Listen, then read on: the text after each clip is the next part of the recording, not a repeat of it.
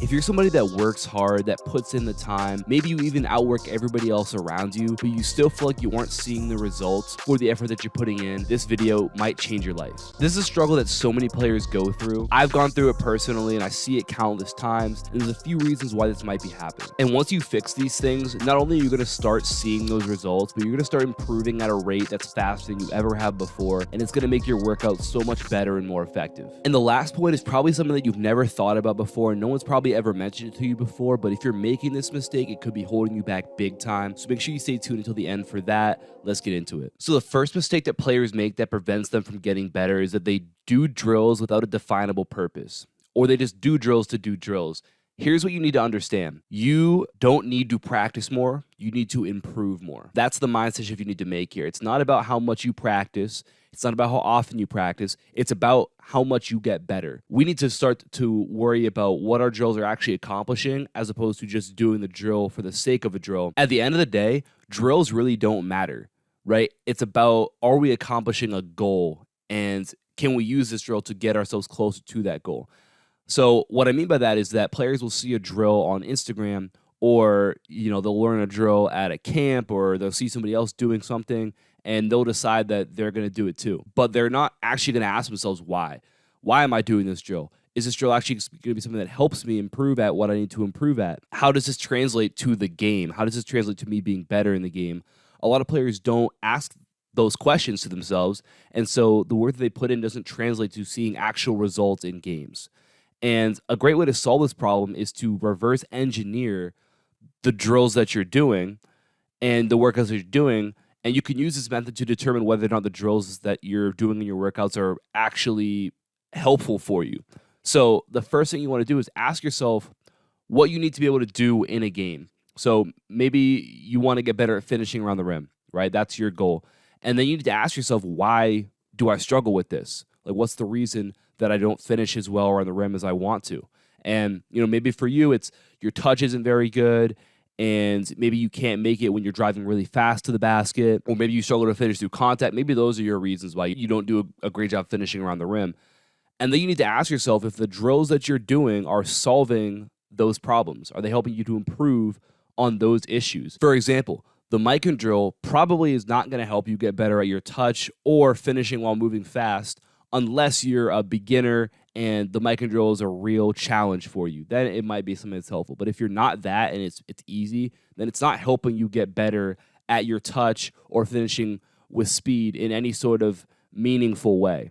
So if it's not challenging you, it's not helping you fix any of your problems, right? Because to fix a problem, it's going to take work. And if it feels easy, then it's probably not fixing anything. So we can get rid of that drill in this situation because it's not helping us achieve our goal, which is get better at our touch or finishing with speed around the rim or finishing through contact. Now, of course, we could manipulate it a little bit and make it more challenging, where maybe you can only use your weak hand, or maybe you have to start from farther away, or maybe you have to touch the net before you finish on the opposite side every time. There are ways to make it more challenging, but maybe instead of that drill, we do a drill like this, which really challenges your touch, or we do a drill like this, which really challenges finishing with speed. And now we have things that are directly targeting those problems that we have, those reasons that we have for not being able to finish well. And now we know that our drills have a purpose, and because of that, we're going to get better. Let's take ball handling, for example. Same idea. Let's say you struggle with ball handling because you can't control the ball when you're moving fast. You struggle to handle defensive pressure, and you aren't able to change directions very effectively. Does doing stationary pounds a million times in a workout help you to solve any of these problems? Again, unless you're a beginner and doing, you're new to dribbling at all, doing a bunch of pound dribbles probably isn't helping you improve your ball control all that much. It's probably not going to help you control the ball when you're moving fast because you're not moving. And it's probably not going to help you get better at handling defensive pressure, right? So that's a drill that we can look at and say, okay, maybe there's something better than that we can do that's going to help us. So maybe we do a drill like this, which helps us to work on being able to keep the ball up with us as we move fast. When they say getting the ball on a string, like this is how we develop it here, is by working on moving fast and keeping the ball up with us. Maybe we do a drill like this in order to work on being able to stop and change directions effectively. And again, these are things that are going to directly target those goals that we've set for ourselves, those problems that we have for why we aren't where we want to be when it comes to a certain skill. How about shooting? Maybe you struggle to make shots in games, but in games, you're always shooting different shots, right? Very rarely are you going to shoot the same shot 2 times in a row in a game. You might shoot from the wing, and then you might shoot a pull-up on the baseline, and then you might shoot the elbow, and you might shoot at the other wing. That's how the majority of games goes, right? You're shooting a different shot after, one after the other for the most part, because games are very random like that. But in your workouts, all you do is work on 5 shots, 5 spots from 3, where you're just shooting the same exact shot over and over and over and over and over again. Then you get to a game and you wonder why you don't shoot the ball well. And it's because you haven't prepared yourself to shoot well in the context of a game, or you haven't prepared yourself to shoot the ball well when the game demands are actually there, which is, hey, you've got to be able to make that shot and then a completely different shot right after that. So something as simple as mixing it up and moving differently into each shot that you take is a great way to make that drill help us, or to create a drill that helps us meet those demands that a game is going to ask of us. And it's going to make it much more effective, and it's going to make it translate so much better. So that's how you truly design workouts and drills that are effective and are going to get you better. And I have a free program in the top link of my description below. You guys can click on that, and it's going to give you more drills to do that are going to target these sorts of things that are going to help you see actual improvement, because they're purposeful, and you can use them with a purpose. And I have a ton of videos here on YouTube that go through drills, workouts you can do. And if you really want to take that next step, that step further, I'll link my ball handling, shooting, and overall scoring program in the description below as well. But all that stuff is purposeful, and that's why it works, right? So a lot of times when players struggle to see improvement, it's because the drills they're doing, the workouts they're doing, there isn't a real purpose behind it. There's no thought behind it. They're just kind of doing it to do it. And when you're kind of aimlessly floating, that's a lot of times how you can hold yourself back from really seeing results. So you've got to make sure that you ask yourself these questions if you really want to start improving. The second reason that a lot of players don't see improvement is because they don't understand the Goldilocks principle. This is something that I've talked about a couple times, but you need to understand this. In order for improvement to happen, mistakes need to be present. Meaning, if you go through workouts and you don't mess up ever, you're not getting better. And I know that's a cliche thing to say, because everyone says, oh, push yourself, push yourself. Scientifically, you cannot get better if there is no mistakes being made. You need the mistake reps. You need the reps where you drill the ball off your foot, where you lose the ball, where you miss the shot. You need those reps, because that's what forces your brain to make that adaptation to make you better at something. And when I refer to, like when I talk about workouts here, right, we don't want easy workouts. That's where, again, players struggle to see improvement, because their workouts are really easy. And it's the same thing over and over again. There's no challenge to it. When I refer to easy, I don't mean, or when I say a workout is difficult, I don't mean a workout in which you're doing 1,000 sprints and just beating yourself into the ground physically. I more so mean a workout that's challenging from a skill perspective or a mental perspective. That's where we have to be. We have to be right on the edge of your abilities, on the edge of your comfort zone, if we want to see that improvement. And this is referred to as the Goldilocks principle. The challenge needs to be not too difficult, not too much, but it also needs to be not too easy. And if we're right in the middle of that right there, that's where we're going to see the maximum amount of improvement in what we're doing. So a lot of players fall into the trap of their workouts being too easy, and that's why they struggle to really see those results, and that's why they don't really improve. You need to be in a constant state during your workouts in which you're only succeeding like 40 to 80% of the time, so that there's enough of those mess up reps for your brain to have to adapt and be better, right? You improve because you have to, not because you want to. You can want to get better all that you want. From a physical perspective, from a physical skill acquisition perspective, the only way that you are going to improve is if your brain is forced to. And that's only going to happen when there's challenge. I've talked about getting better at basketball is very similar to getting stronger at any sort of lift, right? If you go into the weight room and you lift 100 pounds every time, you never increase that weight, eventually you stop getting stronger because your body adapts. You can handle that weight. And now there's no reason to build more muscle, right? Building muscle takes energy. from your body, and your body's not going to expend that energy if it doesn't have to. It's the same thing when it comes to improving basketball. Improving at a skill requires energy, right? It requires your body to allocate energy to that, and it's only going to happen if it's forced to do that. So that's why you need to be in a state where you're not succeeding every single time, so that your body is saying, oh wow, we're messing up a little bit here, so we got to get a little bit better so we aren't messing up as much, so we can achieve our goal.